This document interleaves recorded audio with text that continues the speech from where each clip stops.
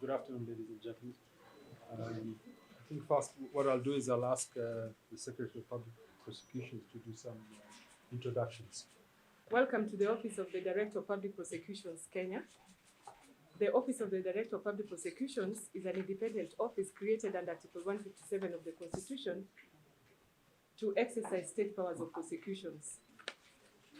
As regards elections, the Director of Public Prosecutions prosecutes all offences in all courts, and in this particular instance, under the Electoral Offences Act and other legislations.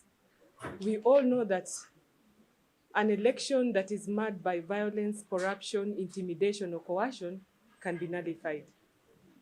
Secondly, we also know that during campaign and electioneering periods, criminals take advantage to commit other offences other than electoral offences. We are cognizant of the fact that children can be used during election. Violence is meted against children and women, which is uncalled for. The Office of the Director of Public Prosecution is also cognizant of the fact that Article 2.6 of the Constitution makes international instruments applicable and laws of Kenya, and some of them speak to elections. For that reason, we are prepared to take our stand and to take our place in making sure that we have a free, fair, and credible elections which have integrity. And for that reason, we have prepared our prosecutors and we have prepared our office to be ready to exercise ODPP's power, the power that has been given to the DPP under the Constitution, to direct investigations in any cases where criminal offences could have been committed or suspected to be committed, and secondly, to react and bring to account anybody who would commit offences under any law of Kenya, and especially laws that can lead to nullification or to making elections not being credible. And for that reason, we have called you here to demonstrate what the Office of the Director of Public Prosecution has prepared and is ready to offer Kenyans so that we can be part and parcel of a Kenya that is happy to exercise democratic powers of free elections. And with those few remarks, I call upon the DPP to address us. Thank you, SPP. I think what we'll do now is a small demonstration of how the call center will work and the crime mapping demonstration. So as the ODPP, we have created a mapping tool to be able to assist us to identify what the different hotspot areas are, and also what are going to be the predominant crimes that we're dealing with. The importance of us being able to do this is that it will allow us to identify now and even going forward, what type of issues do we need to deal with. So whenever we're doing community dialogues, what are we sensitizing the different communities on? What are we working with other stakeholders to deal with? So this is the mapping tool. And because we're launching the call center today, we'll start with how we'll be receiving calls and how we'll take down this information. So as you can see there, from the mapping tool, you're able to access a form. From that form, the first information that we'll be taking down is the name of the complainant. So Gerald is typing a name that I cannot see, but a name is happening. If the complainant is calling us from an agency, so let's say NCIC or IBC, who just want to clarify something, we'll be able to take down that information. After that, we'll be able to take down the phone number. Now, the importance of this is in case we need to follow up on the issue and call the person back, we're able to easily do that. So we don't want to assume that when we get a call, we're done with the issue. So this is just in case we need to follow up, we have that record.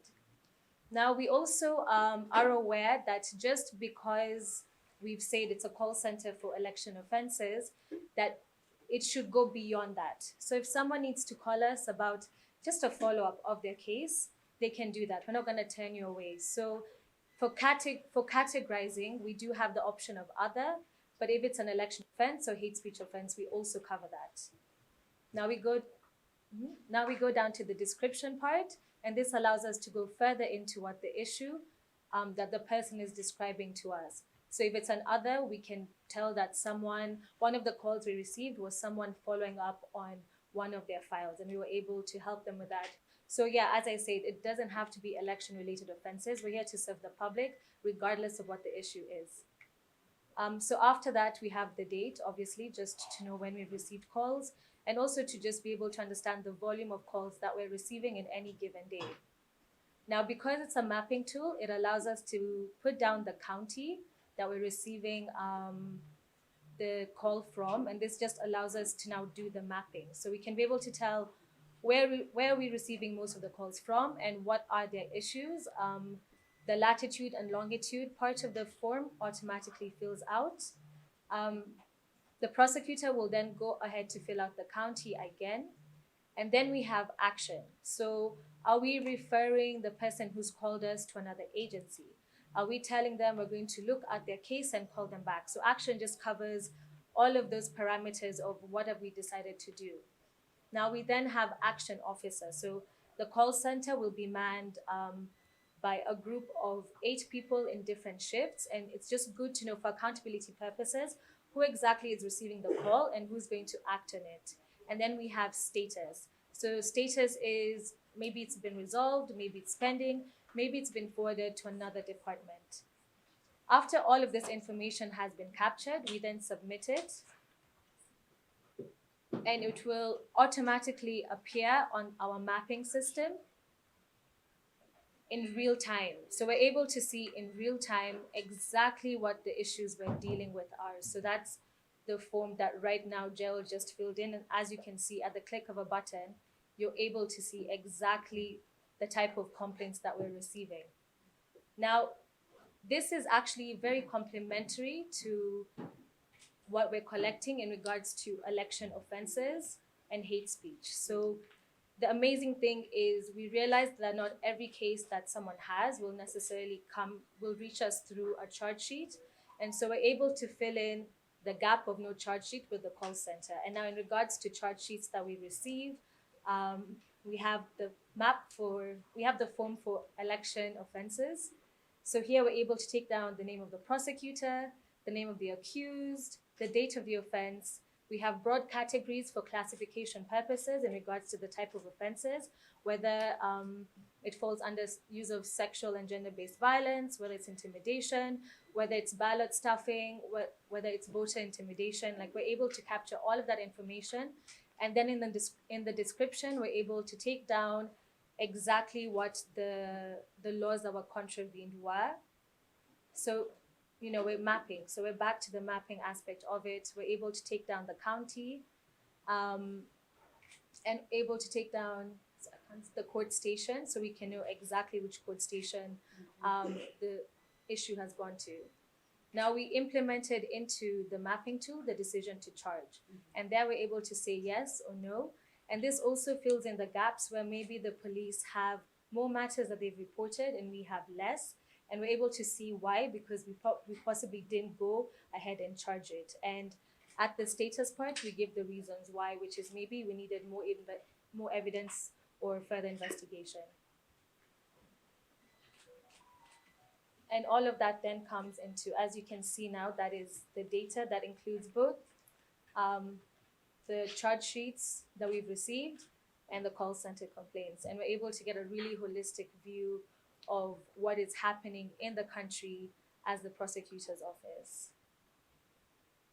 And yeah, so in the data aspect of it, it can be further refined. So all of the information can be gotten through here. It can be refined by offense category, the county, and even the timeline. And it just allows us to keep breaking down this information. And further, all of this information can also be downloaded into an Excel sheet file. So, yeah. Thank you. Most of you must be asking why do we have this? But the purpose of this is to allow us as ODPP, because we are the ones who are mandated to direct investigations, to be able to direct investigations, even where the police probably have not commenced any investigations. This will allow us to bridge the gap between what is reported at the police station and what is happening on the ground during the electioneering period. And as I have said before, crime has no expiry date. So this information will allow us to plan and will allow us to give justice to each and every person who has brought a complaint that maybe has not been paid attention to.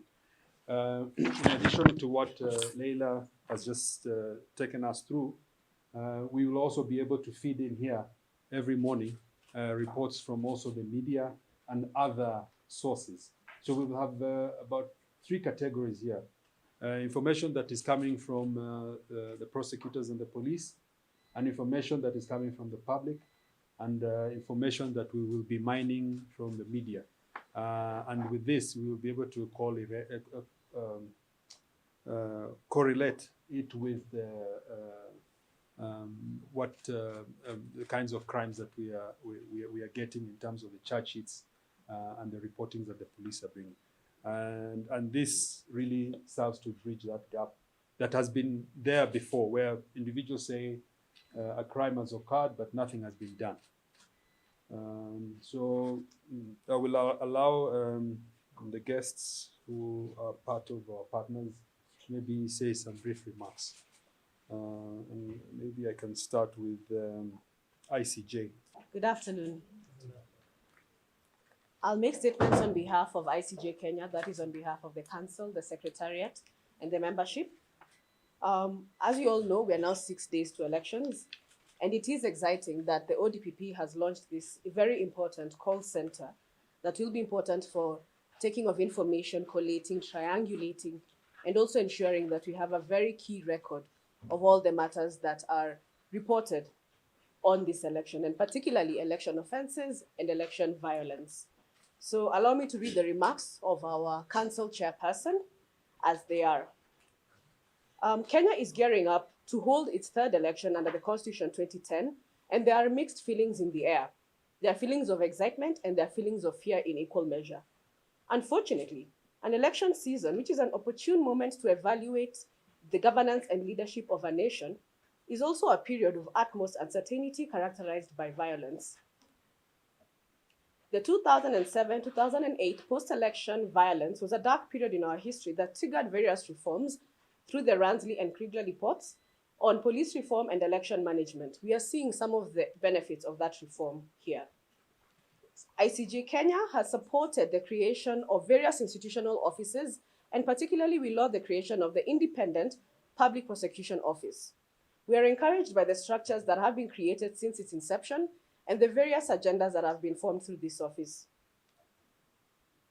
So, in this period during the election, we have been engaging in various stakeholders. We have engaged the judiciary, and to that effect, we are very delighted that Honorable Chief Justice Martha Koome gazetted 118 magistrates to listen to election offences matters. She specialized 5 different courts to listen to matters of hate speech. In that same breath, the ODPP early in the year stated that 200 prosecutors would be dealing with matters of electoral violence, matters of hate speech, and matters of election offences. So indeed, the duty bearers have been very adequately prepared in matters of this regard. We can say that by and large, all actors have engaged. And I think now special attention needs to be given to the public, the citizens, our Kenyans. So this tool, therefore, will provide an opportunity for duty bearers to engage with the duty bearers, for the public to engage with the duty bearers by calling from the comfort of their home, their community, to report incidences where, unfortunately, not all of us can be there. So even as civil society, we understand our capacity. We know that whereas we will be engaging in election monitoring and observation during this period, we cannot be everywhere and we cannot see everything. So such opportunities and such platforms allow for Kenyans to be safe enough to come forward and say that they have seen, witnessed, heard issues that are happening in the community during this election period. This tool is also very important because we believe that after the election period, the Office of the Public Prosecution will have data that will be coming from across the country that will not necessarily be festered around this period as we go into elections. And because of the fact that the Office of the DPP does not have to really institute prosecutions during this period and can do so thereafter, they will have that kind of leeway to do so even way after the elections are concluded. So we are very delighted that this platform has been launched. The other things that we look forward to are actually this document allowing us to be able to see and compare the various hotspot mappings that have come out from various institutions, to look at the data that has been presented and see whether it reflects the actual reports that are coming in. We also look forward to interrogating this data as civil society to see how we can increase our efforts around electoral reform and electoral justice. As ICJ, we commit to supporting the ODPP to look and analyze the jurisprudence emanating from the courts on election offences and hate speech offences to better the process for the next election. For now, we continue to pray for a peaceful election, and we say thank you, God bless you all, and God bless Kenya. Thank you very much. I'll call upon IJM. The DPP, various civil societies, and the media, good afternoon. Indeed, as International Justice Mission, it's our sincere honor and pleasure to be part of this significant occasion for the launch of this ODPP's Election Call Centre. IJM is an international organization with a mission to protect people living in poverty from violence by partnering with various government institutions to rescue victims, bring criminals to justice, restore survivors to safety, and help the local law enforcement to build a safe community that can last. Over these past few months, the National Justice Mission have steadily worked with the Office of the Director of Public Prosecution in preparation for the elections. Last month, we successfully conducted a nationwide sensitization of the ODPP's decision to charge guidelines in the context of elections, offences, and hate speech. The training targeted focal point prosecutors and stakeholders drawn from various government agencies. Our data confirms that human rights violation escalates more so during electioneering period. This can be attributed to the political tensions occasioned by the long history of election offences and hate speech. It is our considered opinion that this violence will subside and eventually cease where people have a faith that the electoral process and electoral injustice will be addressed and resolved. We believe that the reporting of electoral injustices in the first place towards resolving the issues of cases. For this reason, we want to commend the Office of the Director of Public Prosecution for delivering this innovative, and I must say, this is a very innovative initiative and a very timely one on election preparedness and response to such as launching of this particular center. We acknowledge that electoral sanity is attainable where all actors play their role in a collective manner. Therefore, we commend the effort of various partners, that is the National Police Service, Independent Electoral and Boundaries Commission, the National Cohesion and Integration Commission, the judiciary, the civil society, in their effort that have all geared towards promoting a free and credible election.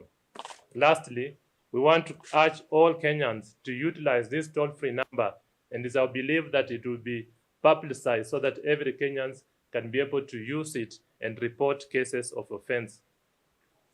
We want, as an organization, kind of reiterate our support to ensuring that violence will not be gone unattached and unattended to, and that human rights will be observed during this particular electioneering period. Thank you and God bless. Now, Transparency International. Good afternoon.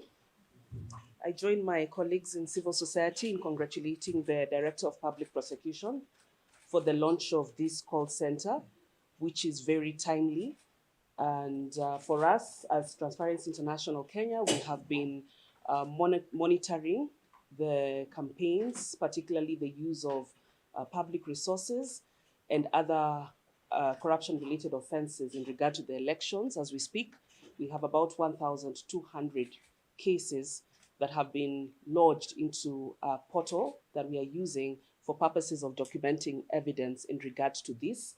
Many of those cases are touching on the use of public facilities, the involvement of civil servants in the campaigns, use of schools for their campaigns, use of state funds, and some of which we are concerned have been used to fund violence, acts of intimidation, and even to bribe voters. So we would have wished that some of these cases would have been addressed before the elections to bar some of these people responsible for those offences, and also ensure that they are punished before the elections. But as the DPP has said, that crime has no expiry date. We trust that through this initiative launched today and with the work that he will do, coordinating with other agencies, that we will still get justice as Kenyans.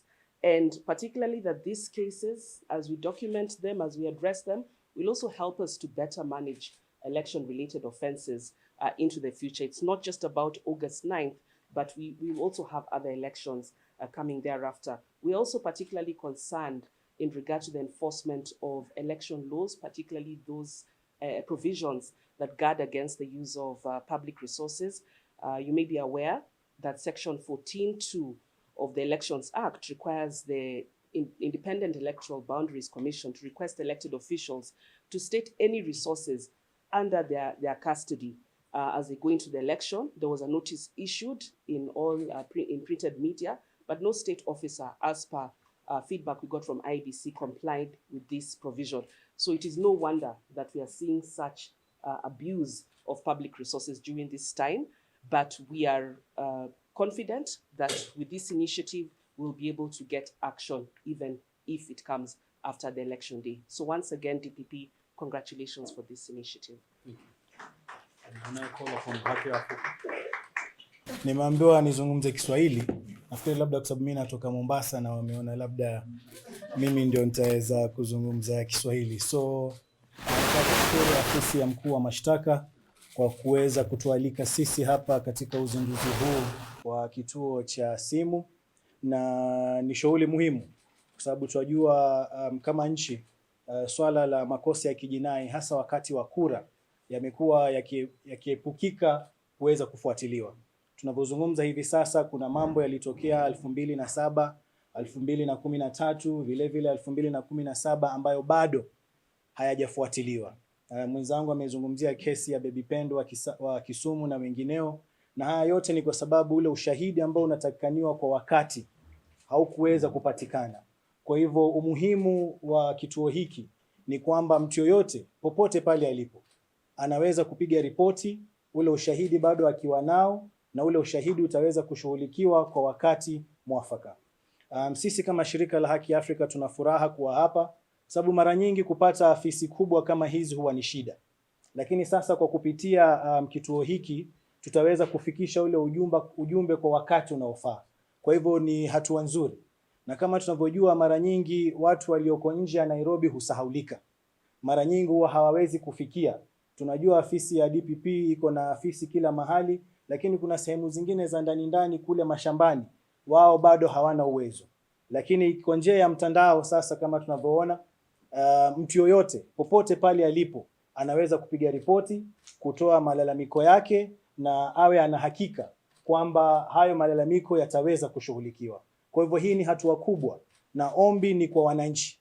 Kama shirika la Haki Afrika kwa mfano tuko na observers ambao wamepewa haki ya kufanya kazi na IBC zaidi ya 150 ambao wamesambaa katika nchi nzima, na tayari tunaweza kuwalinganisha pamoja na hiki kituo ili habari zitakapopatikana mahali popote, hasa kule pwani, bwana DPP, na Mombasa specifically. Tumeona kwa siku zilizopita hali imezidi kuharibika.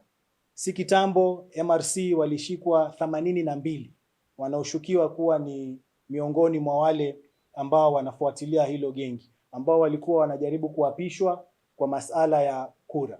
Tumeona makundi ya kigaidi vile vile na makundi ya uhalifu vile yameweza kuzidi. Hivi majuzi commissioner amewaita baadhi ya wagombea kuambia kwamba tunataka amani. Kwa hivyo tunaomba afisi ya DPP vile vile iweze kumulika maeneo yale tunayaita kwa kimombo hotspots, ambapo Mombasa na pwani ni mojawapo, na tutatumia kituo hiki kuweza kufikisha hayo malalamiko ili hatua mwafaka ziweze kuchukuliwa. Kwa wale ambao wanalenga kuleta michafuko, huu ni ujumbe kwa wao kwamba mwaka huu vitengo vya serikali na visivyo vya serikali vimeungana, na huu ni mfano mzuri kuhakikisha kwamba mambo kama hayo hayatatokea, na yakitokea wajue kwamba tuko ngangari, tuko tayari na hatua zitachukuliwa. Kwa wananchi tunawaomba tuweze kutumia vituo kama hivi ambavyo vimeanzishwa kwa sababu yetu sisi. Kwa hivyo tuchukue zile namba za simu, tujue ni vipi tunaweza kuingia katika kituo hiki kwa kupitia simu zetu za rununu, na tuhakikishe tumeweza sote kuchangia uchaguzi huu, kusiwe na ghasia, kusiwe na fujo, na yeyote yule ambaye atakuwa na nia kama hizo ajue kwamba watu wameungana kwa pamoja kuhakikisha kura hizi zibakie za huru na za haki. Kwa hayo nitasema asanteni sana na tuko pamoja. Shukrani. I'll now call upon Amnesty International. Like my colleagues, I just want to, on behalf of Amnesty International, to thank the Director of Public Prosecutions, the Secretary of Public Prosecutions, and the entire team that is here. Once again, they are rising to the occasion that is before us. 22 million Kenyans have a historic responsibility in just a few days' time. And that responsibility is not something that was generated in this generation. It is a historic responsibility that comes from over 100 years of a struggle to the right to vote. And that right to vote is universal. It does not matter what identity you have, which ethnic group you come from, what age you are. As long as you are 18 and eligible to vote, that responsibility is bestowed upon us by the Constitution and by our laws. It is so important in the remaining days to the election that people are able to come out on August the 9th without any fear and with confidence that they will be protected, they will be allowed to vote, and that when they return to their homes, they will still remain under the protection of our Constitution and all the law enforcement agencies, not just the Director of Public Prosecutions or the Office of the Director of Public Prosecutions, but the entire independent offices and the constitutional commissions that are in this country. They do not, they're not taking leave over this period. They will be very active. And I think this is one demonstration of what is waiting for anybody who tries to commit an election offense. And let's be clear, the election offenses are very simple. All Kenyans who are eligible to vote have the right to vote. All votes must be counted, not some votes, not others' votes, but all votes must be counted.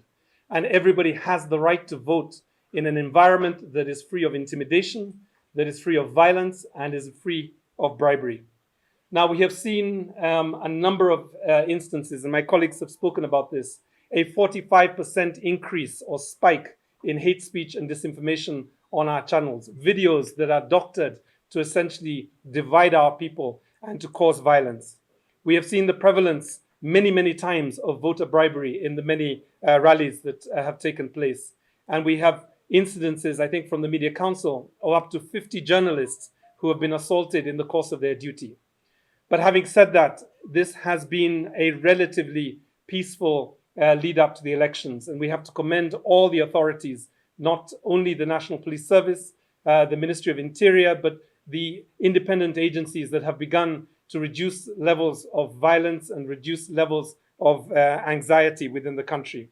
So I commend the Office of the Director of Public Prosecutions for the development that they are launching today. This dashboard is a major contribution and a major deterrent to those that may come to commit election offenses at this time. As Amnesty International, we will recommend this dashboard to our 2,000 members, to the 20,000 supporters we have across the country, and we will also, under the Police Reforms Working Group, ensure that the monitors, I think there are about 250 human rights monitors that have been deployed by several organizations, that they will use this dashboard to essentially bring people to book should they need to. Lastly, I think, as Khalid has said, I would like to speak directly to the people of Nyalenda, the people of Kiamaiko, the people of Kongowea, and all those informal settlements where the violence of the elections first and foremost emerge. That there are now tools to hold people accountable for any gangs, any individuals, any politicians, any supporters of politicians, in fact, of any institution that comes to harm them over this period. Thank you very much, Director of Public Prosecutions. As Amnesty International, we commend this initiative. Thank you. I now call upon Li-Fung, the head of OHCR, which is the UN body Office of the High Commissioner for Human Rights. Thank you. And I want to also warmly welcome this initiative of the DPP and of the Office of the Director of Public Prosecutions to launch this elections call centre. I think it's a very valuable tool and resource. As colleagues have said, we're now 6 days out from the elections, and this is an important time for Kenya and for all Kenyans. As the United Nations, we have been supporting the engagement across Kenyan society towards peaceful and inclusive elections. And what has been very important is the preparedness of institutions across the board. And I'm pleased to say that this is really a very important resource and tool which demonstrates the preparedness of ODPP to contribute to institutional preparedness towards peaceful and inclusive elections. I want to underline that accountability for offences and violations is crucial not only for justice, but to foster public trust in institutions and to prevent future violations and abuses. And this elections call centre is an important resource and tool to be able to support responses and follow-up to reports of electoral offences, including human rights violations and hate speech, in cooperation with other institutions. And I think this is a very important contribution to the efforts to pursue accountability. And as the United Nations, we will continue to support all efforts across Kenyan institutions and civil society to pursue accountability and uphold the right of Kenyans to participate in free and fair elections. Asante sana. Thank you. So finally, I just want to inform you that whatever information we collect here will be utilized to make the decision to charge individuals who have violated the citizens' rights or has been involved in crime and criminal acts against those who want to engage in peaceful elections. This information can therefore, whatever information we'll have here will be used in Kenyan courts or tribunals or the ICJ if it has to, or other international courts. And we are preparing ourselves for that eventuality. So this will be a very important tool to allow us to be effective in discharging our mandate and in ensuring that we deliver a peaceful, free and fair election. So with those few words, I don't want to repeat myself. I think my colleagues have spoken to it very well. I therefore then launch the call center. Thank you. Just one or two questions, if you don't mind. Yeah. Yeah. One of the speakers hinted on the number of magistrates in preparation. I don't know on your part. We have 200 ODPP prosecutors across the country. In preparation for the election? Yes, who have been trained. I think for the last 2 months, we've been engaging in quite a number of trainings together with some of the stakeholders here and other organizations, including the police, the National Police Service, IPOA, the Kenya National Human Rights Commission, Witness Protection, and other agencies that work with us. And we have trained well over 200 prosecutors and other officers in this. We have also come up with quite a number of materials, and we have also tried to sensitize the public in support, and we've been supported by these organizations that are here. Okay. Just a quick one. Is there any areas you have marked up as hotspots? And there's the absence of the police. I don't know why. It's just the NGO reason. Yeah, this is an ODPP initiative. Yeah. Sorry, no, but we've been training with them. This was just a call center, and this is information that will be used together. There's nothing. We didn't even invite them anyway, because we know they are very busy. But I think you've been covering, and we've been training with them, and you can check on that information. Hotspots. The hotspots are there, but we are going to create our own because it might change.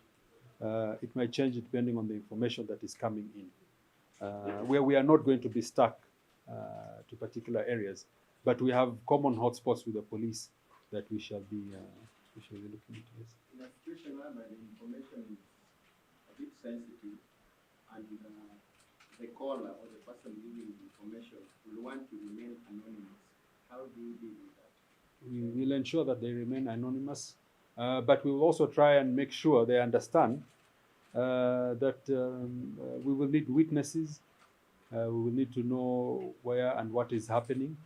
And anonymity, we have what we call the Witness Protection Agency that we will call upon, and they are part of our partners in this. And we've been training along together. So we will ensure that they get the anonymity, but also to allow us to be able to prosecute, they will have to give us the evidence required. I have 3 questions. Number one, we know that this is a sensitive time, and going by what journalists also endured in 2007, will the employees be receiving counseling from some of the cases that they'll be sharing about? Because I think that's absolutely important. You mean us here? Yes. Yes. Yes, we have our own counseling program here. We actually have a small clinic here with doctors and psychologists who work with us. And definitely that is part of our routine work. Looking at the kind of sensitive information that we deal with, we do have that in place. Okay, and then the second question, Irungu had pointed out straight about the circulation of fake news online. We've already seen a doctor tweet that surfaced regulations 2 days ago. Yes. As early as depending on how you look at it, where Jeanette Mohammed and Governor Joe have circulated a tweet about this that was quite insightful. Has any action been taken on them? Yeah, sorry. Sorry, my final question is, NTV recently disseminated a story about the police officer shot on camera, aiding and abetting a suspect who was supposed to be deported back to the country of origin. I wanted to know from the office of the ODPP if that report has been received and if any action has been taken. Yeah, thank you. On the last question, I think we were in Mombasa and the same question was put to us together with IPOA, and IPOA has taken up the matter. So we are awaiting the file, and once it comes to us, then we'll take the appropriate action as ODPP. On the issue of the video and the doctoring of the videos, I think we have directed, we have directed the Inspector General of Police to start investigations. And we will await for the file. We have to establish whether indeed that was what was uttered or whether it was altered. And we've given appropriate directions. And I think it's not the only clip. There was also another clip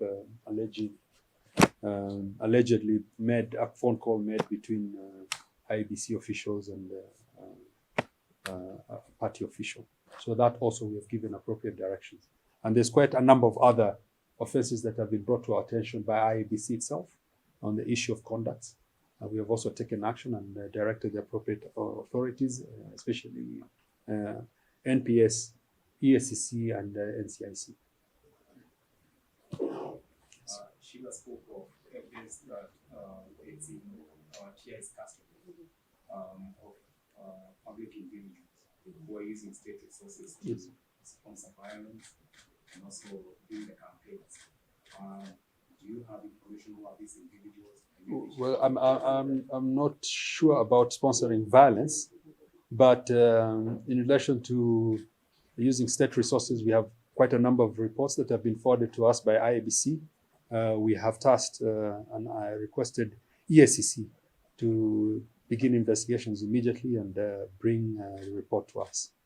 Where there is evidence towards what you alluded to in relation to financing, we would be more than happy to get that and give the appropriate directions to the appropriate authorities. Maybe as a follow-up, do you have evidence as claimed by the Deputy President that the Interior Ministry is using chiefs to sponsor people to cause chaos during the election? Well, as ODPP, we don't investigate, but these are allegations that have been made. And I think we will make the appropriate, we'll give the appropriate directions to the National Police Service and NCIC to establish whether indeed this is happening. Ubalozi wa Amerika umetoa onyo kwamba eneo la Kisumu huenda kuwa na ghasia na fujo. Yeah, siwezi jua hata. I can't say it's informed by the past. I think hiyo ni swali utauliza wenyewe wa Amerika, kwa nini wanasema Kisumu. Lakini siwezi kusema, na nilivyosema mbeleni, sisi hatuta kuhamia kwa mambo yaliyofanyika kitambo. Tutaangalia ni vipi itakavyojitokeza wakati wa kura na wakati wa kupiga kura. Kwa hivyo nadhani hii call center itachukua ushahidi mbalimbali, na baadaye kama ulivyoona kulikuwa na map, sijui kama mtaweka. Can you put the map? Kutakuwa na ile map ya Kenya na itaweza kutuonesha ni wapi kwa hakika kuna shida, na itakuwa ni hotspot ambayo tutaweza kujadiliana na polisi kuambia waweze kuangalia ni upande gani wataweza kuchukulia hatua. Kwa hivyo hatutaki kusema kwa sasa sisi kama ODPP ya kwamba kuna pahali fulani lazima iangaziwe. Nafikiri polisi wameweza kuangaza na kuweza kuangalia kuna dalili mbalimbali wanaweza kutumia kama intelligence ambayo itawaonesha ambayo labda sisi hatutakuwa nayo hapa, lakini baadaye tutaweza kucompare what is actually, kitu gani inafanyika chini na ni vipi tumeweza kulinganisha na mambo yaliyofanyika hapo awali. Asanteni. Na kuna hiyo namba labda nitaisoma ndio watu waweze kuitumia. 0800 723377 and 011 09 39802. Shukran.